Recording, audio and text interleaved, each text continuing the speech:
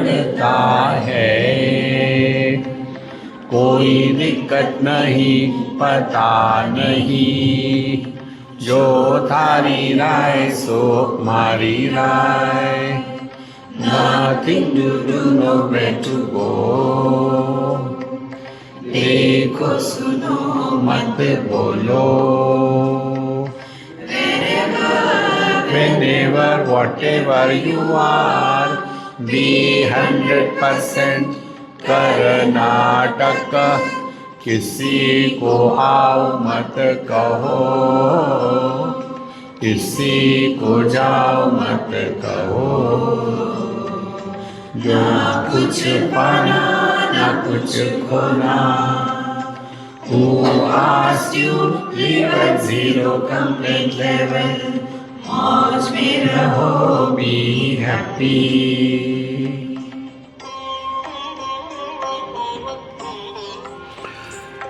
श्री कृष्णा श्री कृष्णा श्री कृष्णा श्री कृष्णा। गुरुर्ब्रह्मा गुरुर्विष्णुः गुरुर्देवो महेश्वरः। गुरु साक्षात् परं ब्रह्म तस्मै श्री गुरवे नमः। तस्मै श्री गुरवे नमः। हमारे मन में दो प्रकार के संस्कार होते हैं। एक अच्छे, जिनको स्मरण करके हमको अच्छा लगता है, और दूसरे बुरे, जिनके स्मृति से हम दुखी होते हैं। ये दो संस्कारों में जो अच्छे संस्कार होते हैं वो बहुत ही हल्के हल्के होते हैं, और जिसमें काम, क्रोध, किसी के प्रति जलन, घृणा, ईर्ष्या, दुख, ऐसे जो संस्कार है वो बहुत गहरे होते हैं। कारण क्या है? अच्छा करने के लिए प्रयत्न की आवश्यकता नहीं होती है, क्योंकि अच्छी होती है, अच्छाई सब में है। लेकिन बुराई करने के लिए मन को प्रयत्न करना पड़ता है। देखो, अब इसको, सिद्धांत को उदाहरण से समझ लो। आप जिस रोड पर जा रहे हो, वो रोड अच्छा हो तो पूरे रोड को याद नहीं रखेंगे। उस रोड में ही कहीं गड्ढा हो, कहीं स्पीड ब्रेकर हो, कभी एक्सीडेंट हो गया हो, तो उसको याद आएगा। देखो, कारण क्या है? अच्छाई के संस्कार नहीं होते, अच्छाई होती है। देखो, जैसे लाल को लाल कहा तो कोई संस्कार होगा नहीं, लेकिन लाल को ये लाल नहीं है, ये पीला है, इसको सिद्ध करने का प्रयत्न करेंगे तो उसके संस्कार होंगे। इसीलिए हमको जगत में ऐसा जीना है कि हमारे मन में संस्कार निर्माण न हो।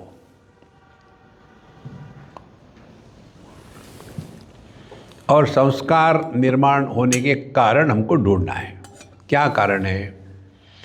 योऽसौ गुणैः विरचितः देहोऽयं पुरुषस्य हि संसारस्तन्निबन्धोऽयं पुरुषो विद्याच्छिदात्मनः। तस्या जिज्ञासया आत्मानम् आत्मस्थं केवलं परं संगस्य निरसेत् एतद् अस्तु बुद्धि यथा क्रमम्। अब यहाँ बताते हैं कि यहाँ असौ गुणैः विरचितः देहः। असौ देहः, यह जो देह है, जो 3 गुणों के खिचड़ी का मसाला है।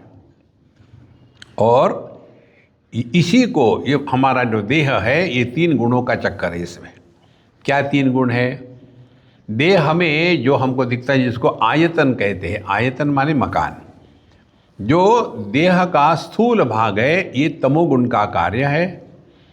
और इसमें जो क्रिया है अनेक प्रकार की, वो है रजोगुण का कार्य।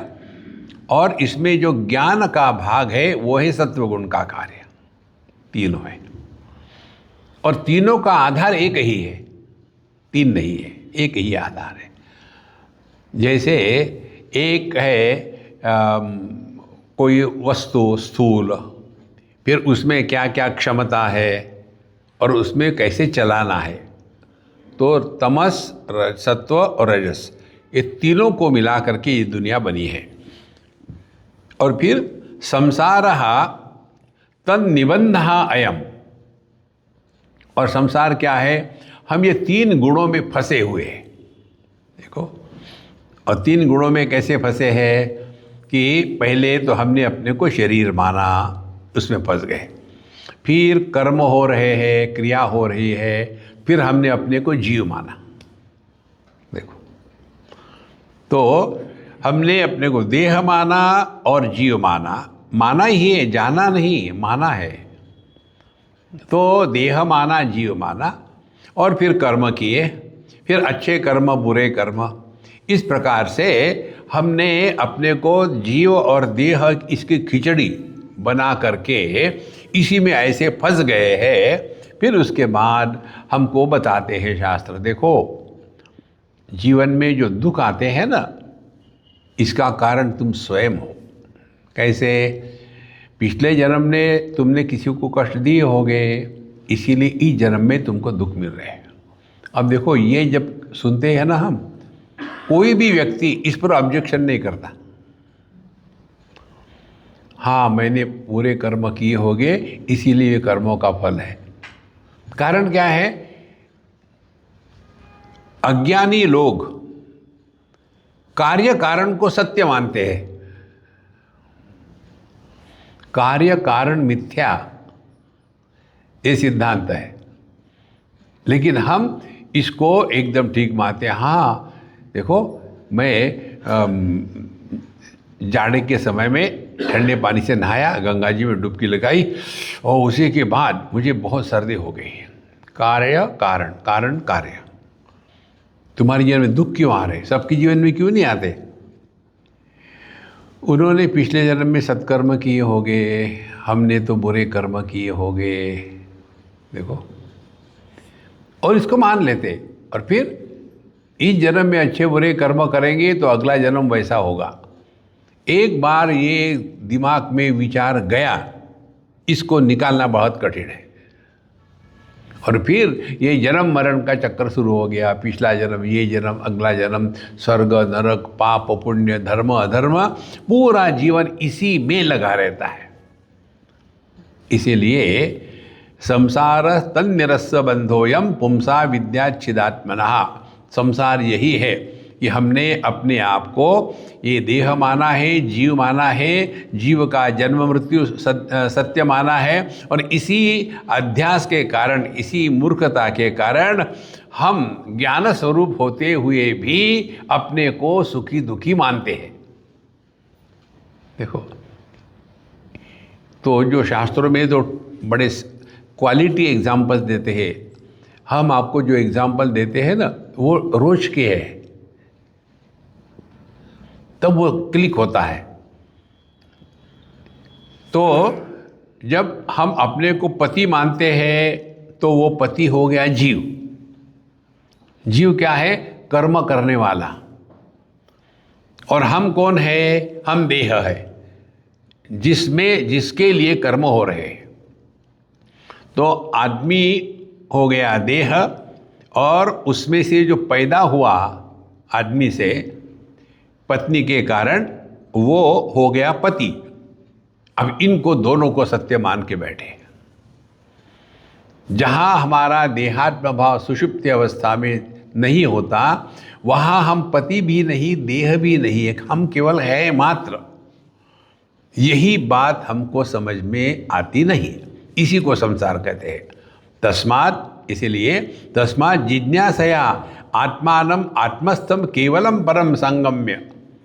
इसीलिए हमको पहले ये समझना है, देखो प्यारे उद्धव, कि ये जन्म मृत्यु का संसार इत्यादि इसका कोई कारण नहीं, इसका मूल कारण यही है, केवलम यही है, संगस्य। हमने अपने आप को देह और जीव भाव इसके साथ सच मान लिया है कि यही हमारा स्वरूप है। ऐसा नहीं है। देखो, तो यही मूल अज्ञान कारण है, इसलिए अपने स्वरूप को जानने को इच्छा करना चाहिए। तस्मात् जिज्ञासया स्वम आत्मानं केवलम परम, इस प्रकार से अपने आप को जाने। और उसके द्वारा क्या होगा फिर, और उसके लिए करना क्या है, यथाक्रमम सिस्टमैटिकली होगा। अब देखो क्या कहते हैं, आचार्यो अरणिराद्यः स्याद् अन्ते वास्युत्तरारणिः तत्साधनं प्रवचनं विद्यासन्धिं सुखावह। कैवल्य उपनिषद में इसी प्रकार का एक मंत्र आता है, आत्मानमरणिं कृत्वा प्रणवं चोत्तरारणिं ज्ञान निर्मथनाभ्यासात् पाशं दहति पंडितः। वैदिक पद्धति से जब अग्नि को आवाहन करते हैं, यज्ञ में अग्नि का आवाहन करना है, सब पूजा पोथी हो गई, अब सब लगा दिया ठीक से, अब उसमें अग्नि डालना है। अग्नि कहाँ से ले आए, वही लाइटर जिसे बीड़ी सुलगाई उससे नहीं, उसके लिए एक प्रक्रिया है। क्या प्रक्रिया है, तो नीचे में एक लकड़ी होगी भारी वाली, और उसमें एक कप जैसा गड्ढा होगा, और उसी प्रकार का उसी साइज़ का एक बड़ी लकड़ी भारी वाली वो होगी, उसको भी एक गड्ढा होगा, लेकिन ये खुली होगी। और ये लकड़ी दो खड्डे जो है ऊपर नीचे वाला, बीच में एक डंडा होगा, जैसे ये डंडा है। ऊपर का जो लकड़ी का भाग है उसको एक ब्रह्मचारी, इसे अंत्यवासी कहा, अंत्यवासी माने ब्रह्मचारी है, विद्यार्थी, तो उसको ऊपर से पकड़ लिया और एक डंडा बीच में उसको ऐसे पकड़ के रखा, तो ऊपर का डंडा नीचे का जमीन पर, बीच में खड़ा हो गया। अब क्या करेंगे, एक ब्रह्मचारी को रस्सी दे करके उस बीच के डंडे को 2-3 बार लपटेंगे और फिर उसका मंथन करेंगे। देखो, जैसे दही का मंथन करके उसमें से बटर निकालते फिर घी निकालते हैं, इसी प्रकार से ये पद्धति है। तो जब ऐसा घुमाएंगे तो घर्षण के कारण नीचे की जो कप होगा उसमें गर्मी पैदा होगी, फिर उसमें सूखा कोई पत्ता या तो कॉटन या कुछ ऐसी सूखी पतली वस्तु डाल देंगे, तो गर्मी के कारण वहाँ अग्नि प्रज्वलित होगा।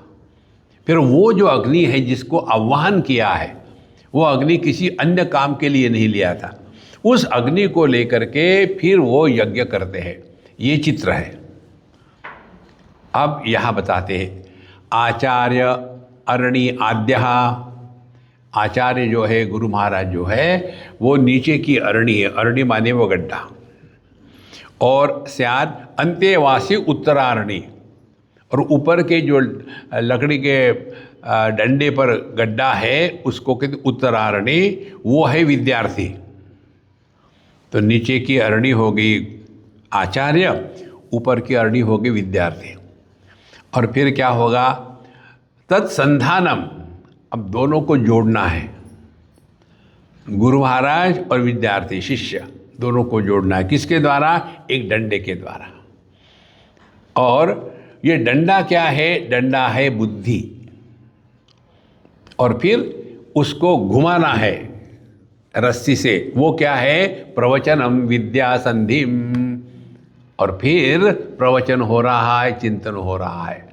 इसके द्वारा धीरे धीरे घुमाने से धीरे धीरे सत्संग सुनते सुनते विद्यार्थी के अंतःकरण में ज्ञान की अग्नि प्रकट हो जाती है। यहाँ तक के आचार्य का और विद्यार्थी का संबंध है, और एक बार अग्नि प्रकट हो गई, अब उसको मेंटेन करना ये विद्यार्थी का काम है। देखो, नहीं आप ही करो ना, आपको सब आता है, आप ही करो, वो करेंगे बेचारे लेकिन आपको फायदा नहीं होगा। परेशानी आपकी है, गुरु की नहीं है। देखो, तो आचार्यो अरणीराद्यः स्यात् अन्ते वास्युत्तरारणिः तत्साधनम तत्संसाधनम प्रवचनम विद्या संधिम। तो दोनों का इकट्ठा हो गया, क्या हो गया? विद्या। वहाँ विद्या प्रकट होगी। और ये विद्या कैसे? सुखावहा। देखो, इसीलिए कितना महत्व का है ये सिद्धांत। तो आप कुछ करो ना करो, एक जगह बताया था, हम जरा बाईपास कर गए जल्दी जल्दी, कि 2 प्रकार के कर्म, नित्य नैमित्तिक कर्म। नित्य कर्म को नैमित्तिक कर्म से श्रेष्ठ नहीं मानना। नैमित्तिक कर्म एक आध बार आते हैं। नित्य कर्म रोज के, सुबह उठ के नहाए धोए, पूजा गए, पोथी करिए, नित्य कर्म है। और यदि उसी समय में सत्संग चल रहा हो तो वो नित्य कर्म आप बाईपास कर सकते हैं, नहीं तो डेफर कर सकते हैं, क्योंकि सत्संग हमेशा नहीं मिलता। लेकिन होता क्या है, हम वो नित्य कर्मों में इतने फंस जाते हैं और फिर उसी का अभिमान होता है। देखो, हम नाम गांव स्थान नहीं बताएंगे, एक वयस्क महात्मा है, अच्छे हैं। उनको हमने पूछा कि महाराज जी, आप इतने ठंडे में रहते हैं यहाँ, तो जाड़े के दिनों में तो बड़ा कठिन होता होगा। देखो स्वामी जी, मैं यहाँ पिछले 60 साल से हूँ। 60 साल से? तो आपकी उम्र कितनी? 62 साल की है मेरी उम्र। मैं, आप कल्पना करो, होगी पर 65 साल की। 65 नहीं, मैं 95 का हूँ। बाप रे! आगे फिर रोज सुबह 4 बजे 12 महीने ठंडे पानी से गंगा जी में उतर के मैं नहाता हूँ।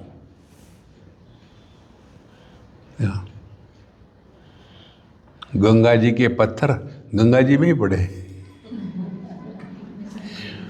कहाँ हम फंसे हैं? नित्य कर्म हमको डिसिप्लिन करने के लिए होते हैं। नैमित्तिक कर्म जो होते हैं, जिसके द्वारा हम अपने जीवन को मैकेनिकल न बनावे। जिस कर्म में मैकेनिकल हो जाता है, जिसमें मन की आवश्यकता नहीं है, वो अध्यात्म नहीं है। देखो, न कर्मणा न प्रजया धनेन, नहीं तो व्यक्ति उसी में फंस जाता है। और इसीलिए हम आपको एक अभी कभी टेक्निक बताते हैं। आप अपने मन में भगवान का नाम लो 1 मिनट के लिए, जो भी आपका है।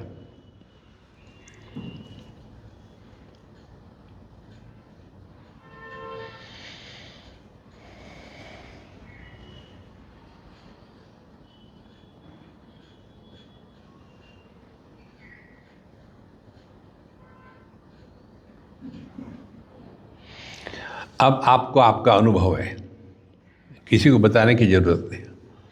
अब एक पैरामीटर और लगा लो। क्या? आप ही अपने मन में भगवान का नाम लो और आप ही उसका श्रवण करो। हो जाओ।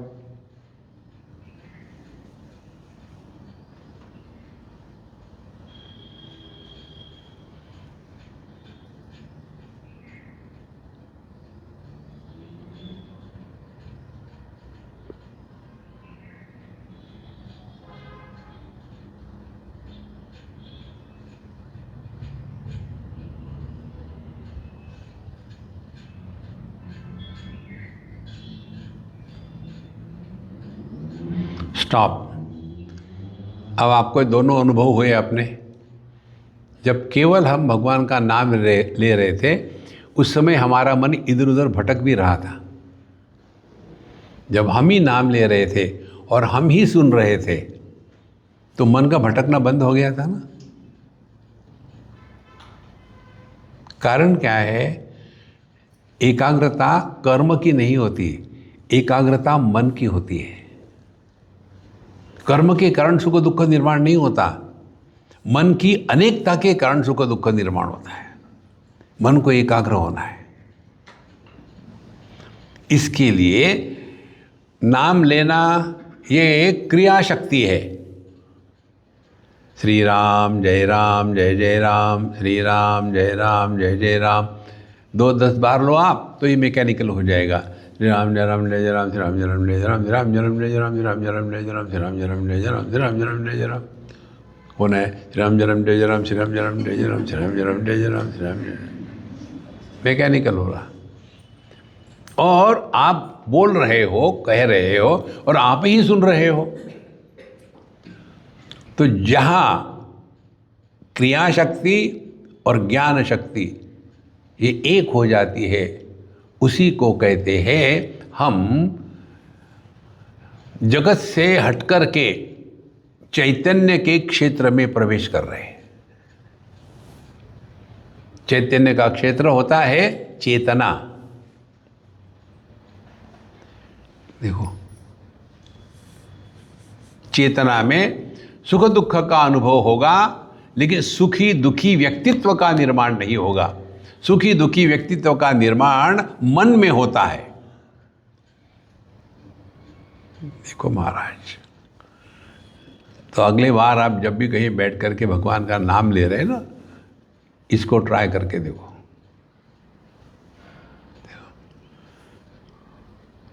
हमने आपको दीक्षा वीक्षा नहीं दी है, हम किसी को नहीं देते दीक्षा। आपको जो मर्जी है करो, हम जो नहीं होता मत करो। Who cares? हम कर सकते हैं तो करो, किसको उपकार कर रहे हो?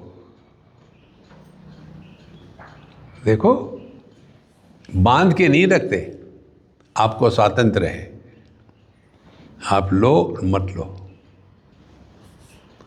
यदि तुम ये नहीं करोगे तो बहुत पाप होगा, और पाप होगा तो तुमको नरक में जाना पड़ेगा। गुरु महाराज, हम नरक में जाएंगे तो फिर आप हमको मदद करने आएंगे ना? वहाँ तो आना ही पड़ेगा, फिर वो भी नरक में जाएगा। जो डराते हैं, जो बंधन में डालते हैं, वह अध्यात्म नहीं है। देखो, इसीलिए वैशारदी साति विशुद्ध बुद्धि धुनोति मायाम गुण संप्रसूताम गुणाश्च संदय्य यदात्मैतत् स्वयं च शाम्यतिम इदम यथाग्नि। तो यह जो वैशारदी साति विशुद्ध बुद्धि, जो सा अति विशुद्ध बुद्धि। अब ये हमने ये प्रयत्न करेंगे समझदारी से, तो धीरे धीरे कौन सी समझदारी कहाँ आएगी? सत्संग में। जो आत्मानम अरणिम कृत्वा जो बताया था ना, उसके द्वारा हमारी बुद्धि शुद्ध पवित्र होगी। सा अति विशुद्ध बुद्धि। बुद्धि की विशेषता क्या है? शुद्धि। जिस ज्ञान में ज्ञाता निर्माण नहीं होता, उस ज्ञान को शुद्ध चैतन्य कहते हैं।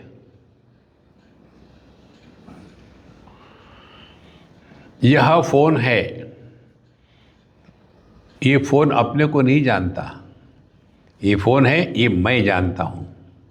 कैसे जानता हूँ कि मैं फोन नहीं हूँ? तो जिस ज्ञान में आत्मबुद्धि मैं और अनात्म बुद्धि ये मैं नहीं, ये होता है, उस ज्ञान को मन कहते हैं। और इसी में त्रिपुटी का निर्माण होता है, ज्ञाता ज्ञान ज्ञेय त्रिपुटी। और इसीलिए जिस ज्ञान में ज्ञाता निर्माण नहीं होगा, तो वहाँ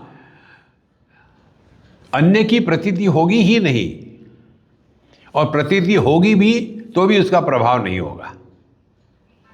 जैसे देखो सुनो, देखना सुनना हो रहा है।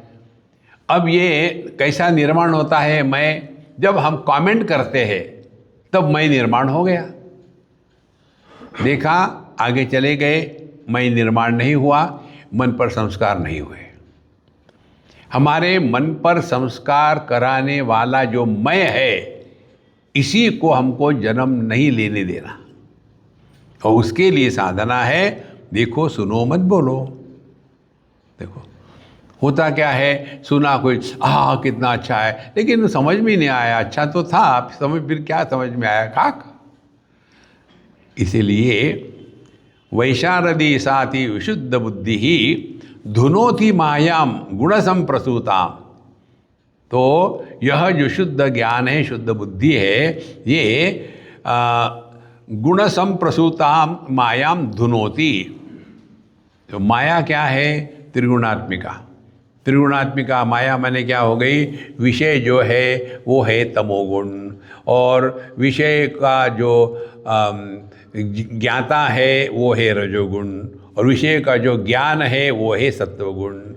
तो जिस ज्ञान में ज्ञाता निर्माण नहीं होता वह अपना स्वरूप है। इसके लिए ये सिंपल मंत्र है।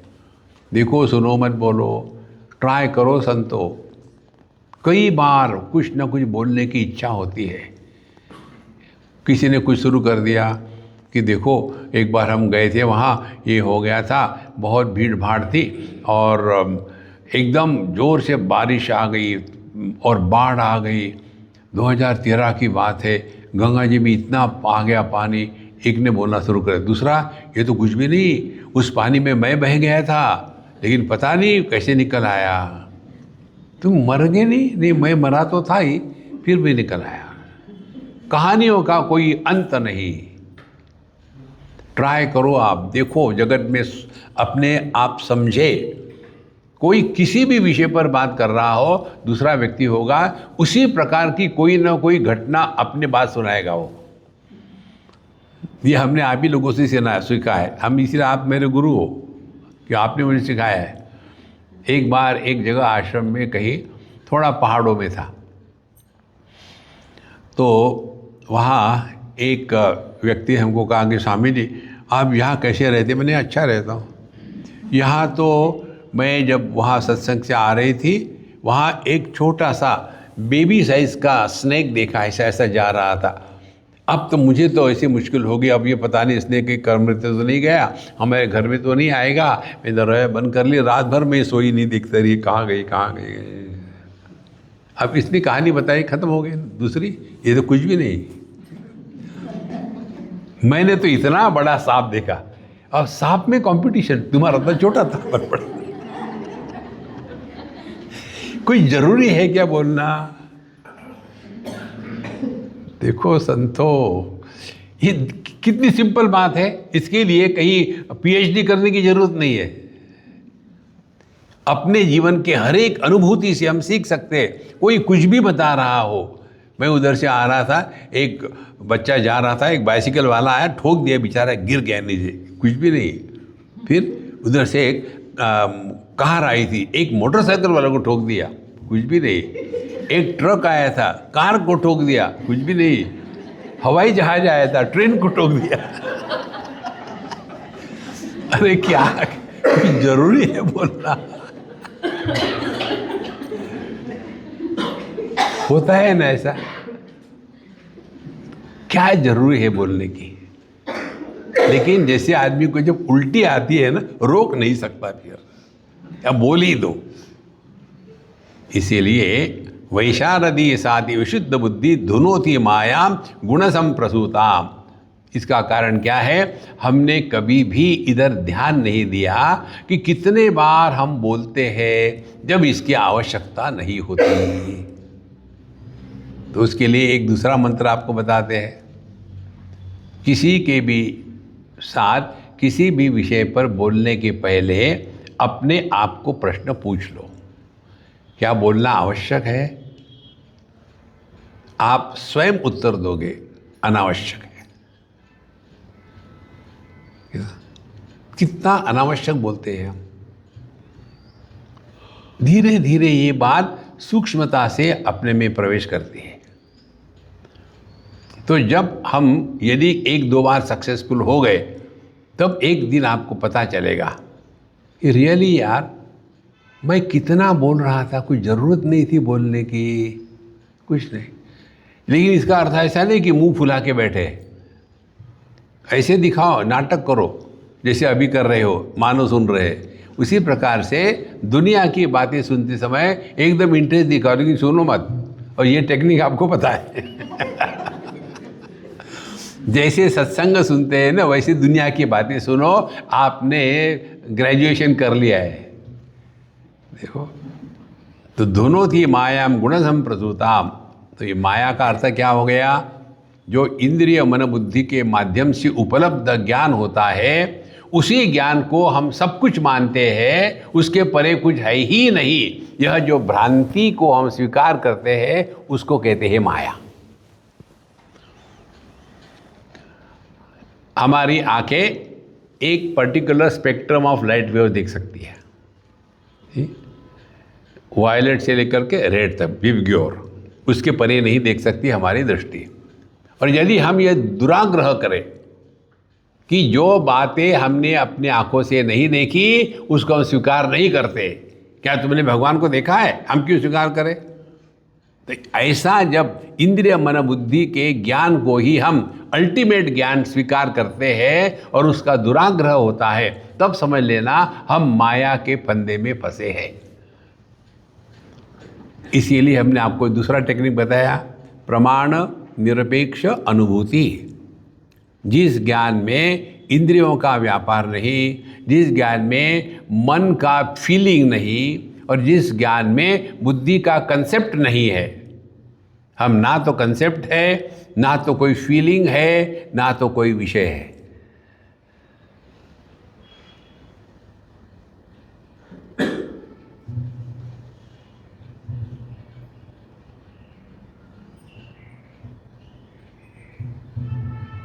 ये जो अनुभव है ना आपका,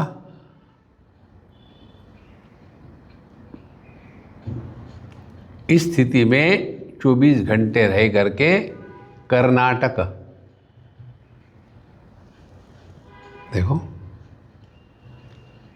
तो हमको कोई अलग होकर के नहीं रहना। Don't disturb meditation in progress, no, 24/7 we live in meditation. तो धुनोति मायाम गुण संप्रसुताम गुणाश्च संदय्य यदात्ममेतत्। अब ये सभी के सभी गुण जो है, इनका प्रभाव धीरे धीरे हमारे अंतःकरण में नष्ट हो जाएगा। स्वयं च शाम्यति असद इदम यथाग्नि। और जब इस ज्ञान के अग्नि के द्वारा ये सभी गुणों का प्रभाव, सत्व रजस तमस, ये एकदम इनको जला के खाक कर देगी। और खाक करने के बाद यह जो ज्ञान की अग्नि है वो भी शांत हो जाएगी, वो नष्ट नहीं होगी। जैसे ईंधन खत्म हो जाता है अग्नि का, तो अग्नि नष्ट नहीं होती, अग्नि का नाश नहीं होता, अग्नि अव्यक्त को प्राप्त हो जाती है, अग्नि जो कहते हो रहती है। इसी प्रकार से जागृत आके चली गई, स्वप्न आके चला गया, सुषुप्ति आके चली गई, हम जो कहते हो। देखो, अब मुझे बताओ, ये भागवत जो है, इसमें भजन कीर्तन को ज़्यादा महत्व दिया है क्या? अब यहाँ हम क्या पढ़ रहे हैं? उद्धव गीता।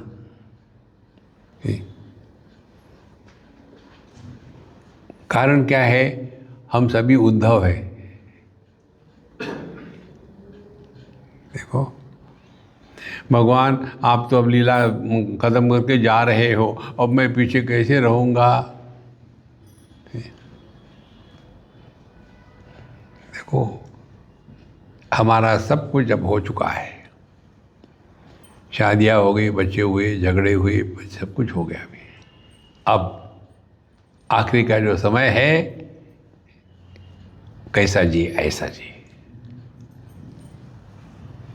नित्य निरंतर सत्संग, इसके द्वारा आपको एक सबका अनुभव है। ये जब आप सत्संग सुनो, हमको कई लोगों के फ़ोन भी आते, बोलते भी है कि स्वामी जी हम रोज़ सुबह हम कुछ भी काम करने के पहले आपकी जो शॉर्ट क्लिप की सीरीज़ है उसमें ठीक 6:30 बजे एक शॉर्ट क्लिप आ जाती है रोज़, और उसको हम सुनते हैं और हमारी उस दिन की समस्या का समाधान उसमें मिलता है। ये कैसे होता है?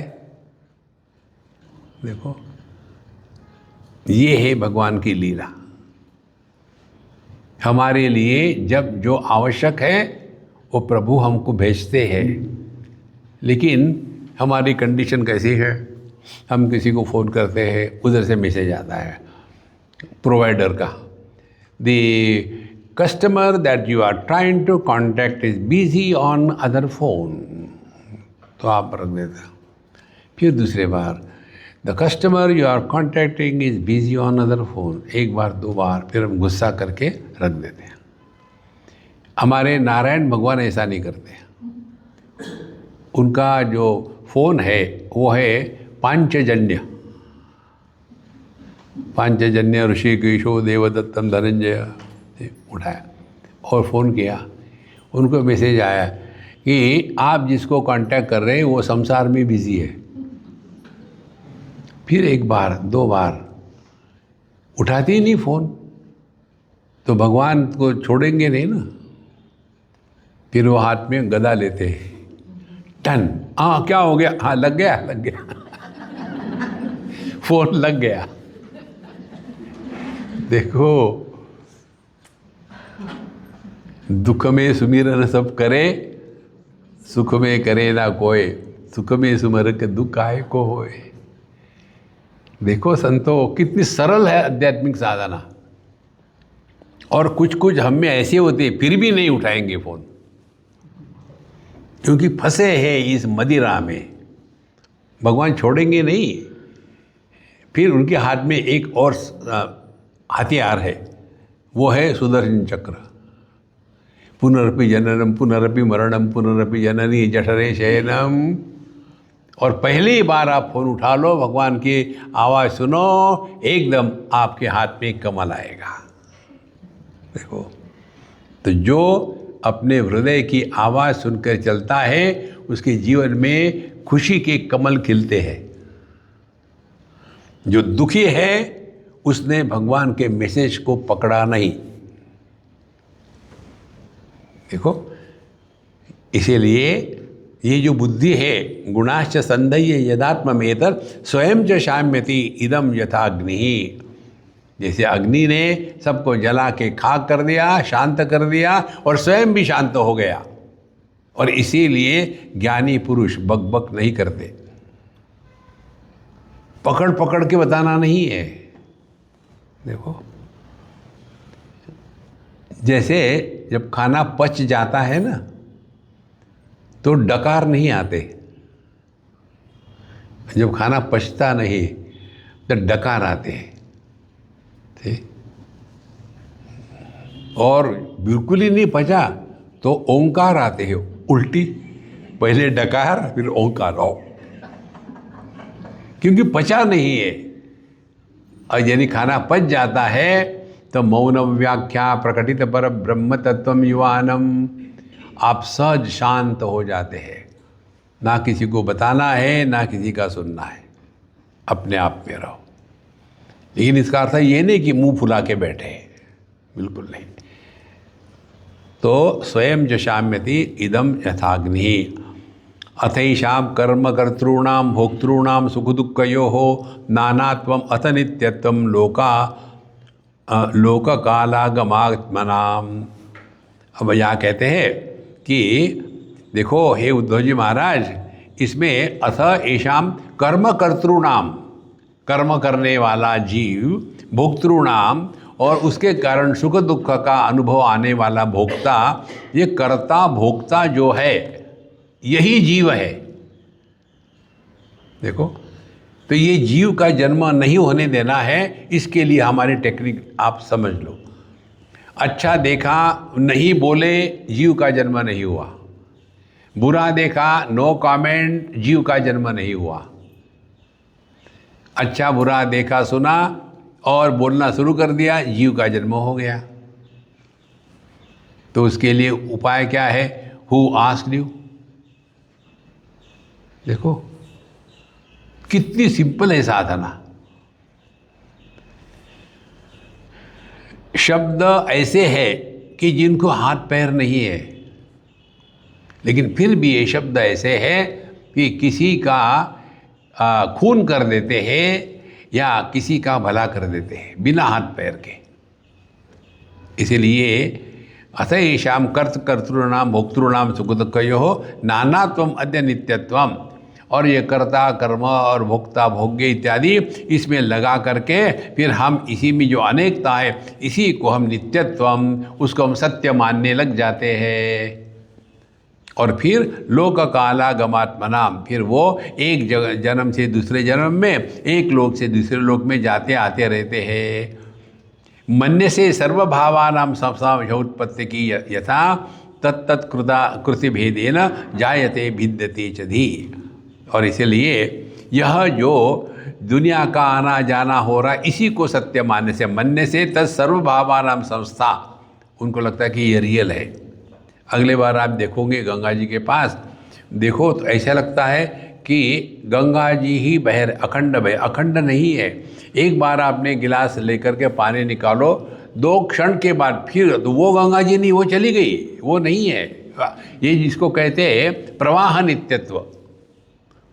देखो अपने देह में कितने बदल हो रहे, लगता नहीं, लगता है एक ही देह है, एक देह नहीं है, कितने बदल गए देह। जो पहले इतना बढ़िया था, पता नहीं, मैं जब छोटा था ना सभी आकर के मुझे प्यार से उठाते थे, गोद में लेते थे, प्यार करते थे, किस करते थे। अब पता नहीं क्या हो गया, जब भी लोग मुझे देखते तो मुंह फिरा के चले जाते। क्या हो गया लोगों को? लोगों को कुछ नहीं हुआ। अब तुम बूढ़ा हो गए। अच्छा आप बूढ़ा हो गया? मुझे तो लगता ही नहीं मैं बूढ़ा हूँ। अरे तुमको नहीं लगेगा। देखो लोग बदल गए, लोग नहीं बदले। देखो संतो, सत तत् आकृति भेदी न जायते म्रियते च। और फिर जैसे जैसे हम अपने आप को संस्कारों के द्वारा बांध लेंगे वैसे वैसे हमारे आकृति भेद होते हैं। एवं अपि अंग सर्वेषां देहिनां देह योगतः काल अवयवतः सन्ति भावा जन्मादयो असकृत।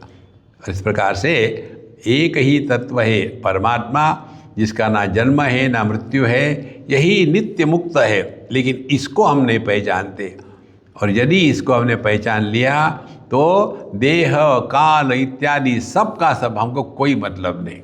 देखो महाराज, भगवद गीता आपने सब पढ़ी है। भगवद गीता में 10वें अध्याय में विभूति योगो नाम कहा है। 11वें अध्याय में जो है विश्व रूप दर्शन। तो जब भगवान ने अर्जुन को अपना विकराल रूप दिखाया, सभी के सभी योद्धा भगवान के मुख में प्रवेश कर रहे हैं और ये उनको चबा चबा के खा रहे हैं। कोई बाहर निकलने को जाता है, जैसे हम खाना खाते हैं, कोई निकलते खींच लेते हैं ना, वैसे उनका जो दिव्य भव्य मुख है उसमें सबको चबा चबा के खा रहे हैं। कभी किसी की टांग बाहर निकल रही है, दोनों दांतों के बीच में खींच के खा जाएंगे, किसी गर्दन निकल रही, खा रहे। और जब अर्जुन ने ये देखा वो घबरा गया। को भवान उग्र रूपहा, हे भगवान, हे भगवान, कौन हो आप भयानक उग्र रूपधारी? भगवान कृष्ण कहते हैं कालोस्मि लोक क्षयकृत प्रवृद्धा। हम जिसको काल कहते हैं ना, टाइम कहते हैं ना, वो काल नहीं है, वो काल का नाप है। देखो 1 सेकंड, 1 मिनट, 1 दिन, 1 साल, 1 सेंचुरी, 1 युग, 1 कल्प, एक काल के नाप है। जैसे 1 मिलीमीटर, 1 मीटर, फिर 1 किलोमीटर, ये काल का, ये डिस्टेंस का नाप है, ये कोई वस्तु नहीं है। जब भगवान कहते हैं कालोस्मि लोक क्षयकृत प्रवृत्ता, तो काल क्या है? जो सभी परिवर्तनों को आधार देता है, लेकिन जिसमें कोई परिवर्तन नहीं आते उसको काल कहते हैं। देखो क्या ये अपना अनुभव नहीं है? बचपन आया, सब परिवर्तन हो गए, बचपन का देह खत्म हो गया, हम ज्यों के त्यों, हम काल है। फिर जवानी आई, उसमें अनेक परिवर्तन हो गए, 10-5 साल वो भी खत्म हो गया, हम ज्यों के त्यों हैं। फिर शादी हुई, अच्छे बुरे दिन आए, झगड़े बिगड़े हो गए, वो भी ख़त्म हो गया, अब रिटायर हो गए, हम जो के त्यों हैं। यदि इसके तरफ ध्यान दो न संतो, तो आपको साधना करने की आवश्यकता नहीं है। ये करो, वो करो, ऐसा करो, वैसा करो, शांत रहो।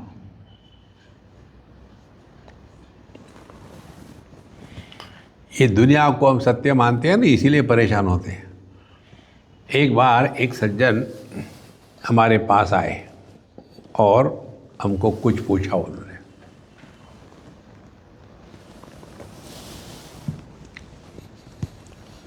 तो ये पूछा कि स्वामी जी, क्या है, बोलो। हम हमारे रिश्तेदारों से बहुत परेशान हैं। हमने कहा ये महाभारत तो हर जगह चलता है, नहीं क्या बात बताओ। बोले नहीं, मेरे पास बहुत पैसा धन दौलत है, अब बच्चे ये करते हैं, फिर वो समझ भी नहीं आता मैं क्या करूं, कुछ मुझे गाइडेंस करिए ताकि मैं सुख से रह सकूं। इतनी धन दौलत है कि फिर भी मुझे डर लगता है, क्या करें। कईयों के पैसे लिए हैं, वापस नहीं किए, कईयों को देना नहीं चाहता मैं, ये सब दिमाग में खिचड़ खिचड़ चल रहा है, क्या करूं। हमने कहा मैं आपको कुछ बताऊंगा, लेकिन मेरा नियम है हमारे बोलने के बाद हम डिस्कशन नहीं करते। आपको सुनना है सुनाओ, नहीं तो भाड़ पे जाओ, मुझे कोई मतलब नहीं। क्या है? हमने कहा 221 दिन के बाद आपकी मृत्यु है। स्वामी जी डिस्कस मत करो। अब वो मैं क्या करूं, जाओ और मरो। अब ये होने के बाद एकदम ऐसे बदल गए जैसे किसी ने ब्रश लगाया हो, पहला चित्र खत्म, दूसरा आ गया। और फिर कुछ 8-10 दिन के बाद फिर आए मिलने के लिए। बोले स्वामी जी मेरी काफ़ी समस्या कम हो गई। क्या हो गया? मैं हमेशा जो चिंता करता था ना, पैसे का क्या करूँ, उसका क्या करूँ, इसको क्या करूँ, इसके पैसे मैंने दबा के रखे थे, अब मुझे तो जाना ही है, इतने दिन बचे हैं, तो क्यों नहीं मैं इसके पैसे वापस कर दूँ। तो मैंने जिसके पैसे दबा के रखे थे उनको मैंने वापस करना शुरू कर दिया। जैसे वापस कर दिया, मन शांत हो गया। देखो धीरे धीरे इसको पकड़ के उसको पकड़ के, नहीं जाना ही तो है यार, क्या झगड़ा करना है। जो केसेस चल रही थी कोर्ट में वो सब मैंने विड्रॉ कर लिए, छोड़ो यार, जाए तो है। जैसे जैसे ये बोझा मेरे दिमाग से हट गया, अब बस कुछ दिन बाकी है, अब तो मैं शांत हो रहा हूँ। पता नहीं मुझे आपको क्या थैंक्स देना चाहिए, लेकिन आपने मेरे पूरे जीवन की समस्याओं का समाधान कर दिया। अब हमने कहा अब तुमने पूछा नहीं, मैं बताता हूँ। क्या? तुम मरोगे नहीं।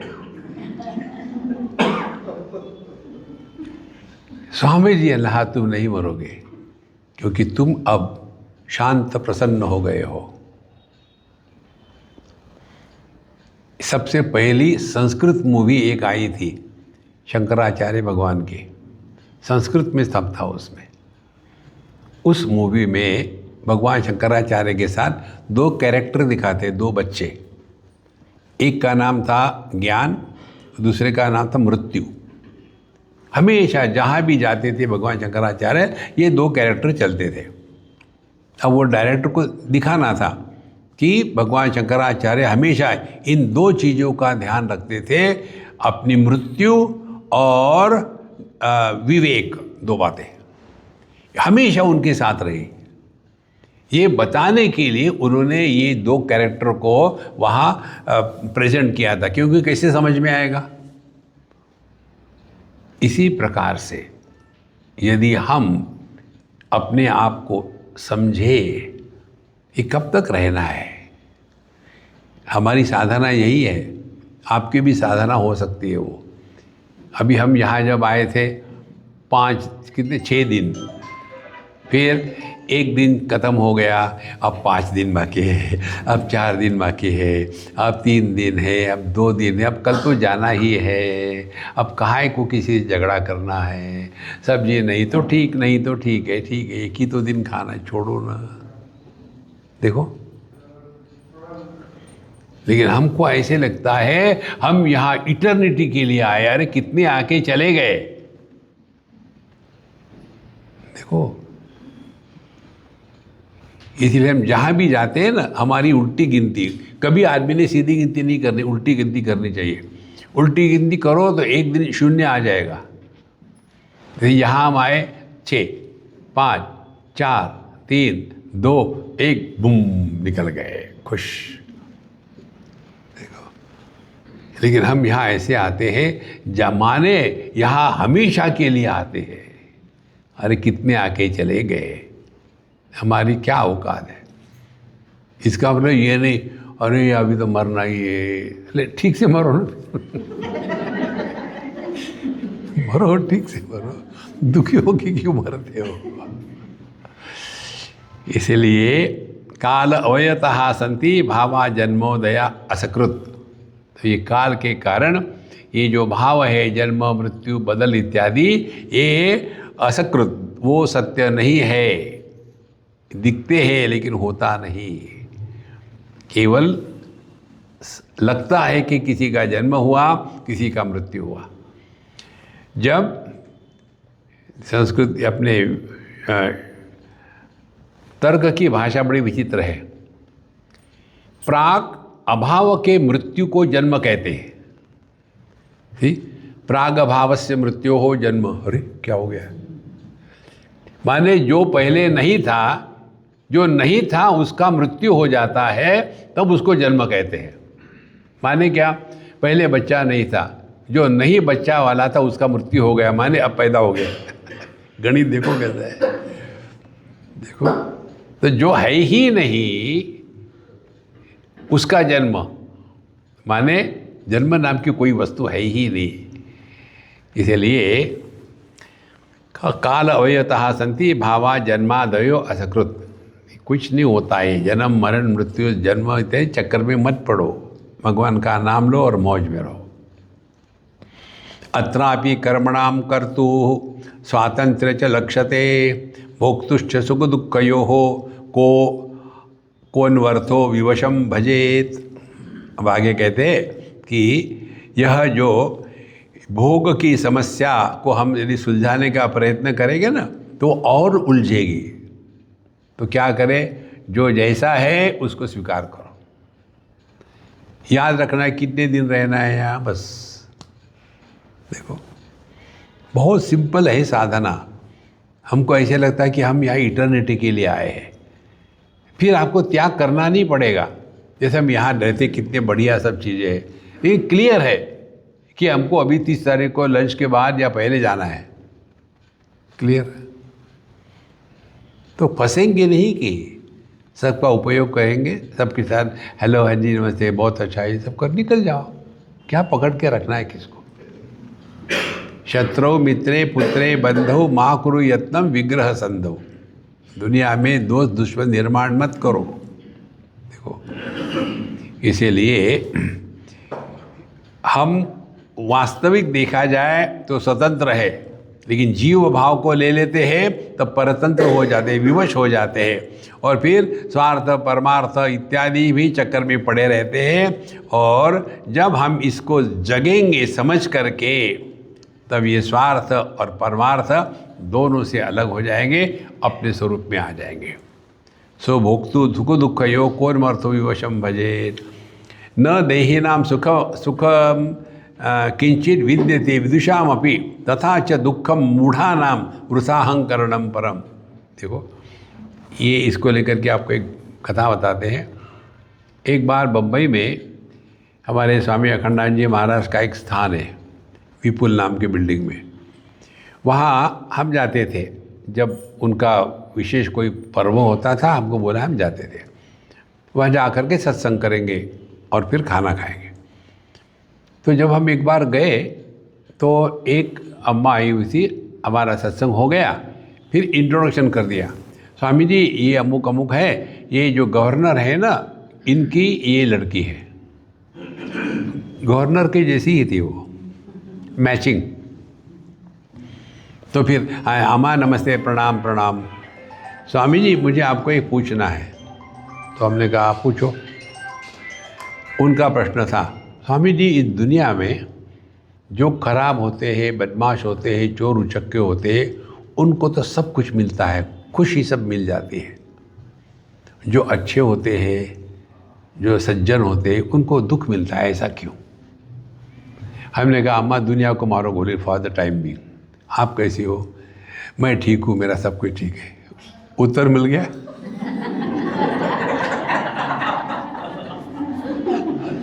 देखो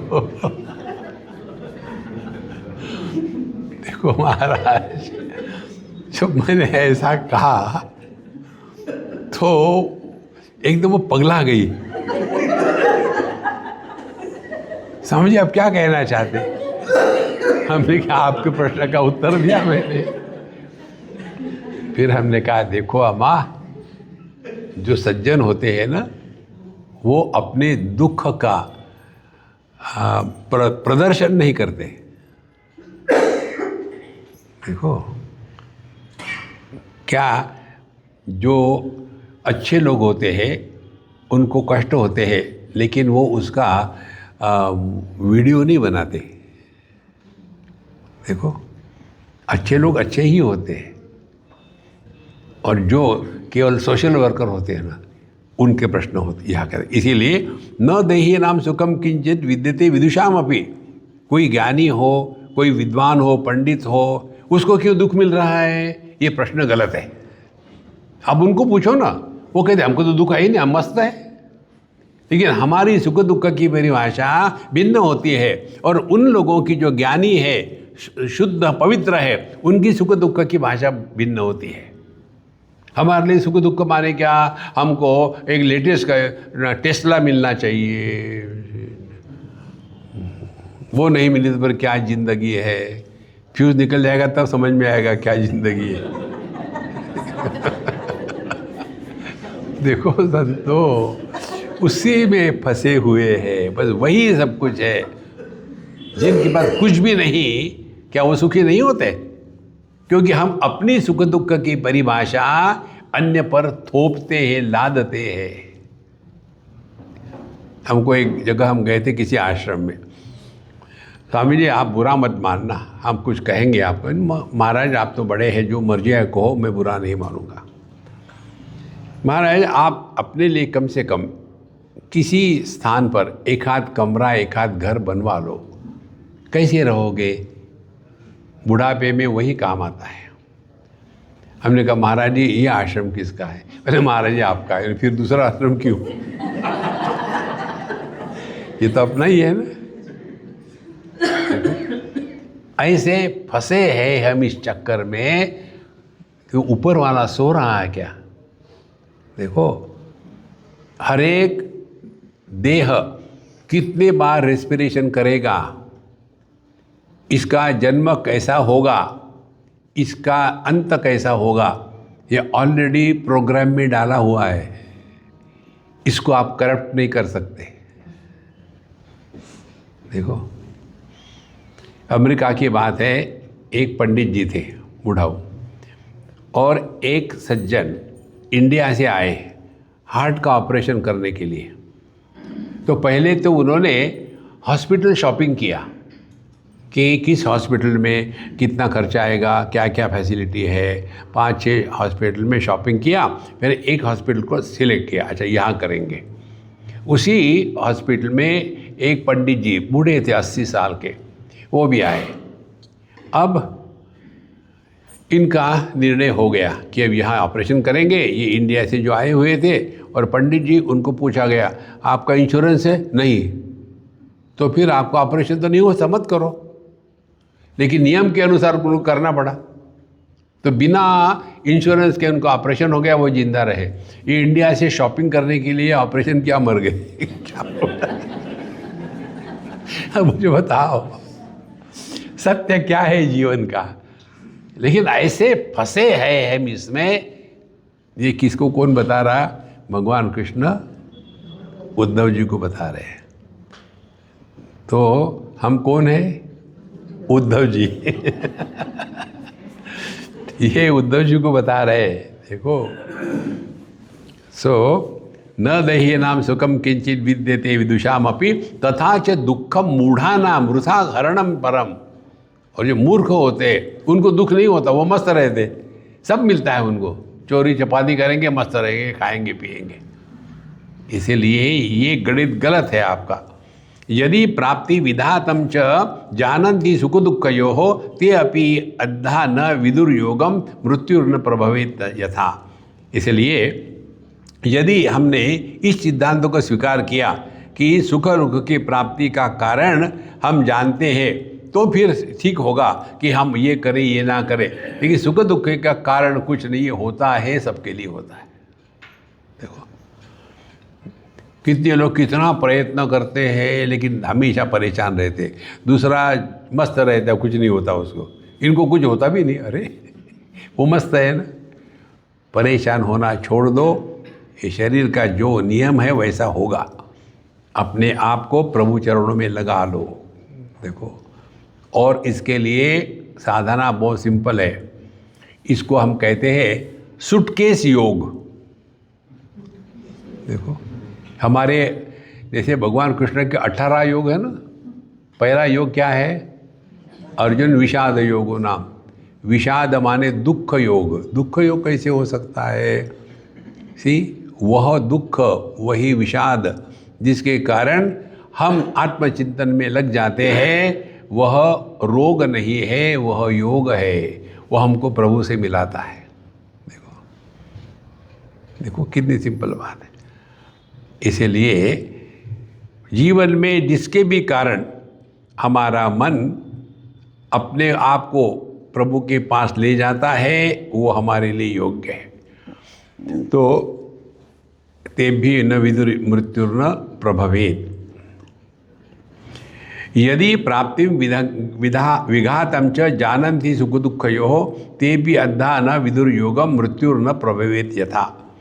तो यहाँ कहते हैं कि यदि हम ये स्वीकार किया जाए कि सुख की प्राप्ति दुख की प्राप्ति इसके कारण उसके कारण होती है, मृत्यु इसके कारण उसके कारण होता है, तो हम नहीं मरेंगे, ऐसा नहीं होता। अच्छे रहो बुरे हो, मरना सबको ही है।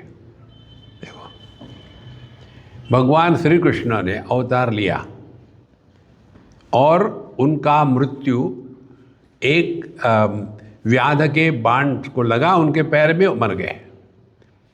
तो क्या भगवान कृष्ण को समाधि में रह करके रहना संभव नहीं था? देखो यदि वो वैसा करते तो क्या हो जाता? हर एक आदमी ये कल्पना करता है कि समाधि में रहना माने हम अमर हो गए। देखो भगवान कृष्ण ने क्यों नहीं ली समाधि? भगवान राम ने क्यों नहीं ली समाधि? जो साक्षात भगवान के अवतार है, उनको इस दुनिया में एक आदर्श प्रस्थापित करना है। देखो अमेरिका में हम गए थे एक जगह, बहुत बड़ा आश्रम, अब वो नहीं रहे महात्मा जी, हमारे अच्छे मित्र थे। और उनका आश्रम 300 एकड़ में फैला हुआ था, कार में घूमना पड़ता था। जब हम गए, नमस्कार चमत्कार हो गया, उन्होंने अपने एक स्वामी को कहा, देखो स्वामी जी को दिखा के ले आओ अपना आश्रम। सब जगह घुमाया, 1-2 घंटे घूमे इधर उधर में। एक बिल्डिंग के बारे में उन्होंने कुछ बताया ही नहीं। मैंने आपने सब कुछ बताया, ये बिल्डिंग क्या है इसके बारे में नहीं बताया। बोले हमारे स्वामी जी ने अपने समाधि के लिए बिल्डिंग बना के रखी है। मैंने कब से राह देख रहे हो?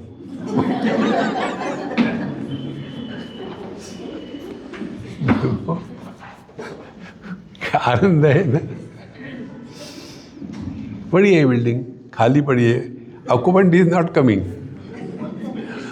अच्छा, उसके बाद वो भारत में थे और भारत में उनका देह शांत हो गया।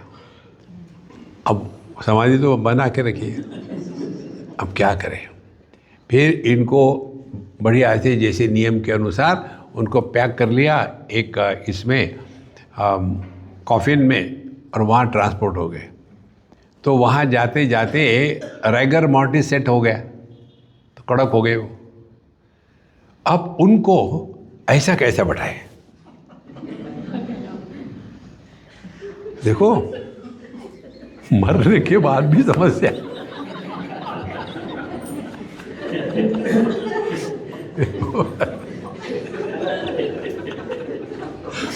फिर हम जानते हैं उसको पूरा, इसलिए बता रहे हैं।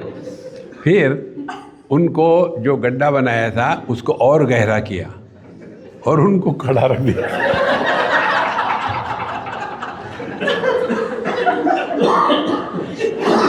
अब हमको आनंद है।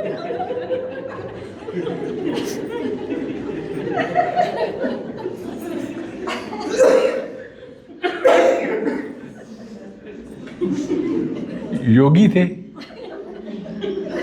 तो योगी तो बने रहे।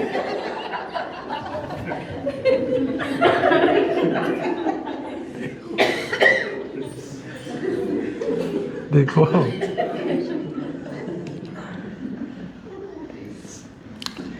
इसीलिए महाराज कौन वर्ध सुख इत्यागे कामो वा मृत्युरंते के आघातम नियमनस्य वद सेवन तुष्टिदः। इसीलिए कुछ भी करो आप, यदि आपको फांसी पे लटकाना हो, समझो आपको कुछ किया और आपको पनिशमेंट हो गई कि अब आपको मरना है, मृत्यु अंतिके, और आघातम नियमानस्य, आघात जहाँ लटकाने की जगह होती है वहाँ आपको ले गए और आपके यहाँ गले में फंदा डालना है और आखिरी में पूछते हैं क्या तुम्हारी क्या इच्छा है। देखो, तुमको खाने के लिए क्या चाहिए, सुगंध चाहिए क्या, कपड़े अच्छी चाहिए क्या, कार चाहिए क्या, वो क्या मांगेगा? देखो, कुछ नहीं। देखो संतो, हम ये दुनिया की चीज़ें इकट्ठे करके रखते हैं ना, इसी के कारण अध्यात्म, भक्ति, वेदांत, ये सब है।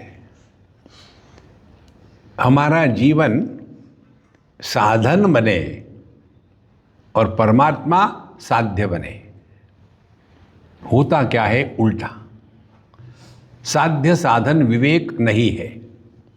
हमारा जीवन साधन है, प्रभु के साथ एक होना ये साध्य है। हम प्रभु को साधन बनाते हैं। देखो, सभी भगवान देखो ना, सबके हाथ ऐसे है ना। इसका अर्थ मालूम है क्या है? उन्होंने मुझे बताया। जो भी आता है उनके सामने भगवान ये लिस्ट दे दो, टप टप टप टप, मैं जा, अरे भूल गए, पड़ोसी के मारना है वो भी भूल गया। कितना मांगेंगे? जितना दिया है क्या कम है? हमारी स्थिति उस छोटे बच्चे के जैसी है जिसका पहली बार एक दांत टूट गया, तो उसकी जीवा कहाँ जाएगी? जहाँ दांत नहीं है वहाँ। और उसकी माँ कहेगी हमेशा वहाँ ले जाता है, तुम्हारा वहाँ का दांत सूअर के दांत के जैसा बाहर आ जाएगा, वैसा मत कर। माने जो दांत है वहाँ जीवा नहीं जाती, जहाँ नहीं है वहाँ जाती है। जो प्रभु ने दिया है उसका हमको कभी थैंक यू भी नहीं होता। जो नहीं दिया है उसको लेकर के रोते धोते रहते हैं। देखो संतो, ये किसके लिए बता रहे हैं? उद्धव के लिए।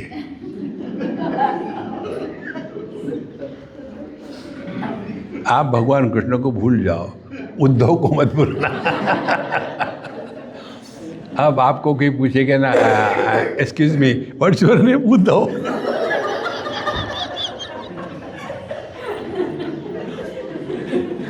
मजा आएगा।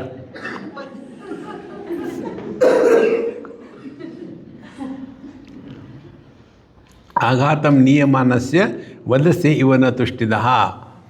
तो जब लटकाने के लिए जाते हैं तो जगत की कोई वस्तु हमको प्रसन्न नहीं कर सकती।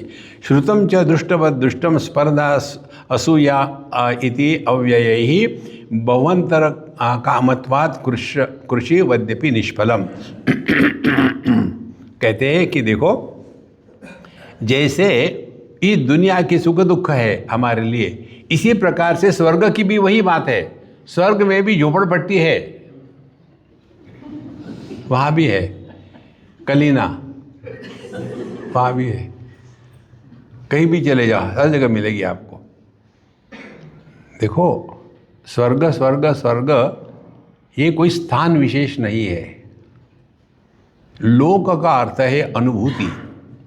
लोक्यते इति लोकः, अनुभव को लोक कहते हैं। कहते हैं ना कि in the world of politicians, तो कुछ अलग होता है क्या? वो उनके अनुभव का क्षेत्र है। In the world of musicians, musicians का अलग क्षेत्र होता है।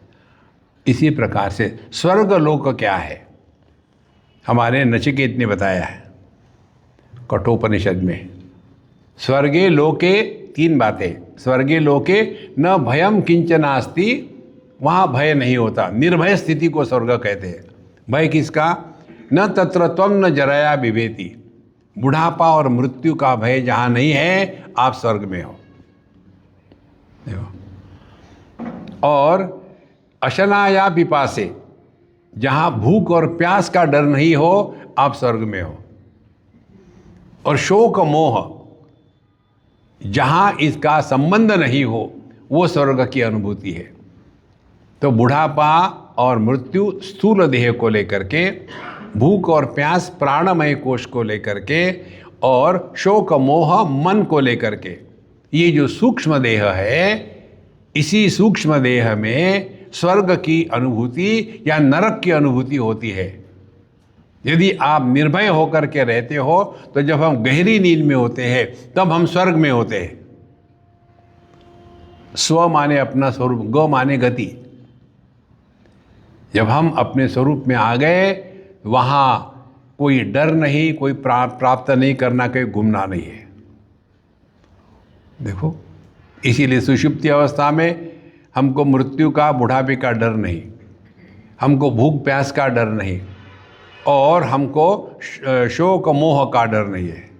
देखो, इसीलिए श्रुतम च दृष्टवतम दुष्टम स्पर्धा असूया व्यय ही बहुवंतरा कामयत्वात् कृषि वज्जापि निष्फलम। अब फिर स्वर्ग में की बातें बताते हैं। वहाँ भी अनेक प्रकार की संभावना है। तो जैसे पृथ्वी पर होता है कोई अच्छा बुरा, वैसा स्वर्ग में भी होता है। और इसीलिए ये स्वर्ग में जाना है तो फिर ये करो वो करो, अच्छा करो, फिर आप स्वर्ग में जाओगे। फिर वहाँ क्या होगा? वहाँ आपको हेलीकॉप्टर मिलेगा, फिर आप उसमें बैठ कर के घूम सकते हो। वहाँ पेट्रोल का चक्कर नहीं है, वैसे ही घूमता है। और कितने दिन घूमोगे, फिर बाद में वापस आ करके फिर क्षीणे पुण्य मर्त्य लोकम विशंति, फिर आप यहाँ आ जाओगे। फिर वही ऐसा एक आदमी पैदा हुआ, और जैसे पैदा हुआ बोलने लग गया। उसने पूछा नर्स को, आज ब्रेकफास्ट के लिए क्या है? पैदा होते ही ब्रेकफास्ट के लिए क्या है? तो नर्स ने बताया उपीट। अरे फिर पुनः आ गए।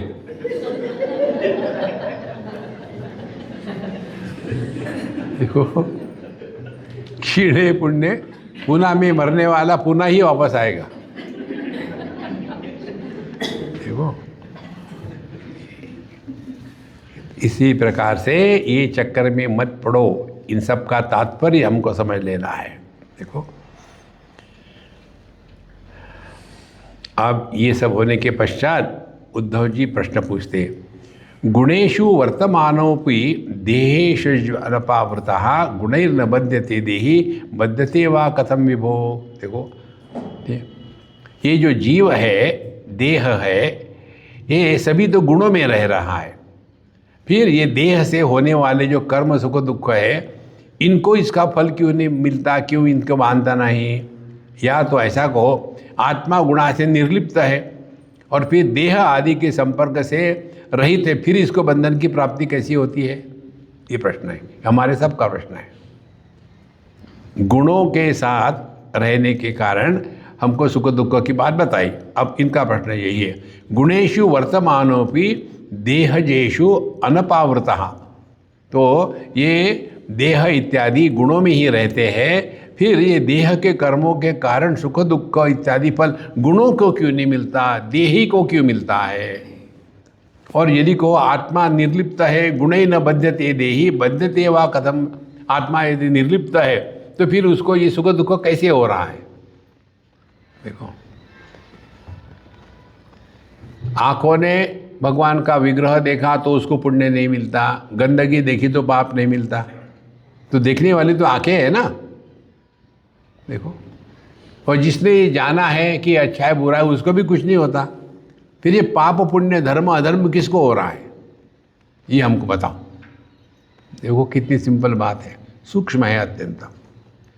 कथम वर्तेत विहरेत कैर्वा ज्ञायते लक्षणैहि किम भुंजी तोत विसृजेत शय्यात आसीत् यतीवा। अब हमको ये बताइए, कथम वर्तेत विहरेत कैर्वा ज्ञायते लक्षणैहि, अब ये बताइए कि जो मुक्त पुरुष है, बद्ध पुरुष है, इनमें क्या फ़र्क है? वो कैसे रहते, चलते फिरते, घूमते खाते, खाना खोना खाते, कैसा उनका जीवन चलता है, ये हमको बताइए। एतद् अच्युत मे ब्रूहि प्रश्नम प्रश्न विदाम्बर नित्य मुक्तो नित्य बद्धा एक एवेति में भ्रमः। तो हमको आप बताइए हे भगवान, इसका उत्तर आप ही दे सकते हैं। एक आत्मा तो एक ही है, अनादि है, गुणों के संसर्ग से कैसे नित्य बद्ध हो सकता है? असंग तो है, फिर नित्य मुक्त भी है, तो फिर ये भ्रम कहाँ से आया कि मैं बंधन में हूँ, मैं सुखी दुखी हूँ? इसके बारे में आप मुझे बताइए। अब इसको लेकर के भगवान श्री कृष्ण बताते हैं कि बद्ध पुरुष कौन होता है, मुक्त पुरुष कौन होता है, किसको किस प्रकार से क्या होना चाहिए। श्री भगवान उवाच बद्धो मुक्तो इति व्याख्या गुणतो मे न वस्तुतः गुणस्य माया मूलत्वात् न मोक्षो न बंधनम। ये सत्य है।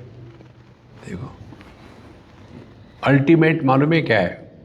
मांडुक्य कारिका में गौड़पादाचार्य ने जो अल्टीमेट परमार्थ क्या बताया है, न निरोधो न च उत्पत्ति न बद्धो न च साधकः न मुक्तः न मुमुक्षुर्वै इत्येषा परमार्थता। 6 बातें। ना तो कोई बंधन में है, ना किसी का मोक्ष हुआ है, ना तो कोई चाहता है, ना तो कोई नहीं चाहता है, ना कोई मरता है, ना कोई पैदा होता है। यस, ये सत्य है। देखो, तो भगवान कहते हैं बंधो मुक्तः इति व्याख्या गुणतः न वस्तुतः। देखो, अभी हमारा स्टैंडर्ड एग्जाम्पल, आदमी बंधन में भी नहीं, मुक्त भी नहीं है, आदमी है, फिर वो शादी कर लेता है। शादी करने के बाद कौन पैदा हो गया? उस आदमी से पैदा हो गया एक पति। ये पति जो है ये बंधन में है कि मोक्ष में है? यदि वो पत्नी के द्वारा परेशान हो रहा है तो बंधन में है, और यदि वो पत्नी होते हुए भी प्रसन्न है तो वो मुक्त है। तो सभी पतियों की साधना क्या हो गई? देखो, यदि आपकी पत्नी समझदार है, जस्ट एन एग्जाम्पल ना, यदि आपकी पत्नी समझदार है और इसीलिए आप खुश हो, तो आपका क्या कंट्रीब्यूशन है? आपकी पत्नी जो है वो काली कराली च भयानका च विक्षिप्त वर्णा, कुछ भी हो और फिर भी आप खुश हो। देखो, तो जो सुखी दुखी होना ये हम में नहीं होता, यह औपाधिक व्यक्तित्व में होता है, और उपाधि को हम सत्य मानते हैं। तो इससे निकलने के लिए करना क्या? अपने अनुभूतियों से सीखो। सुषुप्ति में हम सुखी दुखी नहीं होते। कारण क्या है? कारण कि हम अपने स्वरूप में रहते हैं, उपाधि का हमने त्याग कर दिया है। तो जागृत में क्या करें? उपाधि का त्याग कर दे नहीं, फिर उपाधि को सीरियसली मत लो। देखो, तो कैसे रहे? बहुत सिंपल है महाराज, कठिन नहीं है। सिंपल क्या है? देखो, बड़ों के सामने शांत रहो, नम्रता दिखाओ, चुप रहो। हाँ जी बाबूजी, बोलने के पहले हाँ जी बाबूजी हो जाएगा, क्या हो जाएगा, जो भी है हो जाएगा। बड़ों से कभी आर्ग्यूमेंट नहीं करनी चाहिए। सुनने के पहले हाँ कह दो। आर्ग्यूमेंट करोगे तो उनको याद रहेगा, आर्ग्यूमेंट नहीं करो, थोड़ी देर के बाद किसके बारे में कहा था मैंने? कुछ नहीं बाबूजी, सब ठीक है, हो गया, झंझट खत्म। आर्ग्यूमेंट कभी मत करना। जो छोटे हैं अब वो तो गलती करेंगे ना, छोटे गलती करने के लिए होते, क्यों? अपनी गलती से पैदा हो गए हो। जो गलती से पैदा हो गए वो सच कैसे हो गए? वेदांत है। देखो महाराज, अब तीसरा जो रिश्ता है अपने पति पत्नी का, उसका हमारा महामंत्र है। जब पत्नी बोलती है तो आप चुप रहो, जब पत्नी चुप है तो आप बोलो मत। चारों तरफ शांति ही शांति होगी। फिर हर बार ओम शांति शांति शांति करने की कोई जरूरत नहीं है। देखो जीवन कैसा है, life is like a cup of T, it depends how you make it. You boil and make it bitter and suffer. See, you add too much of sugar, make it a Gujarati tea. See? You add too much of milk, make it a Punjabi tea. It is in your hands. इसलिए बद्ध मुक्त इत्यादि इसका कोई अर्थ नहीं, कोई नहीं बंधन में, कोई नहीं मुक्त। तो बद्धो मुक्तो इति व्याख्या गुणतः न वस्तुतः। तो जब हम तीन गुणों में है, देह में है, क्रिया में है या ज्ञान में है, तो यदि हमने देह को सत्य मान के चले हैं तो कोई बात नहीं, एग्री, हम देह है। फिर देह के जो गुणधर्म है उसको स्वीकार करो। देख देह के क्या गुणधर्म है? अस्ति जायते वर्धते विपरिणमते अपक्षीयते नश्यति इति षड विकारवत एद स्थूलम शरीरम।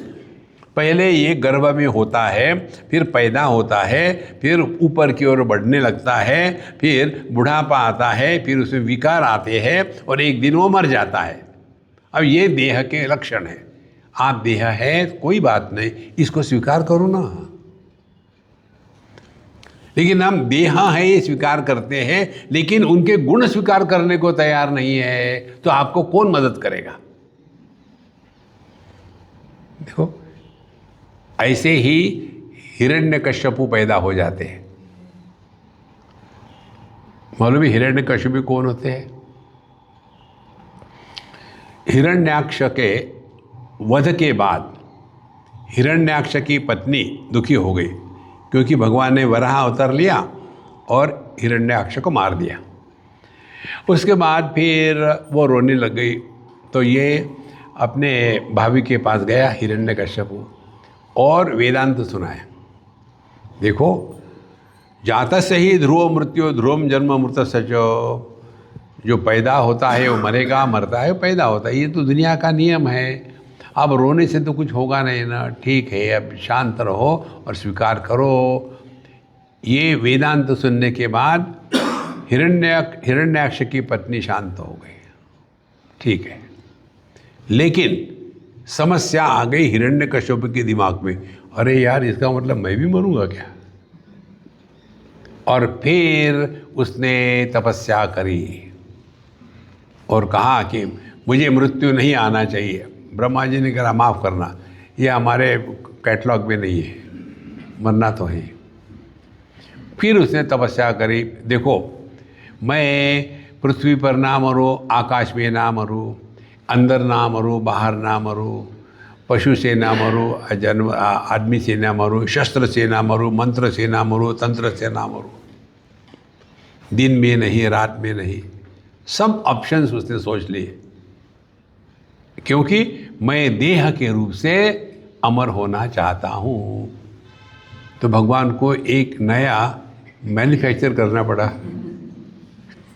देखो। और फिर हिरण्यकश्यपु को मारने के लिए नरसिम्हा गारू आ गए और फिर उन्होंने फिर अपने नाखून से मारा। तो तात्पर्य क्या है?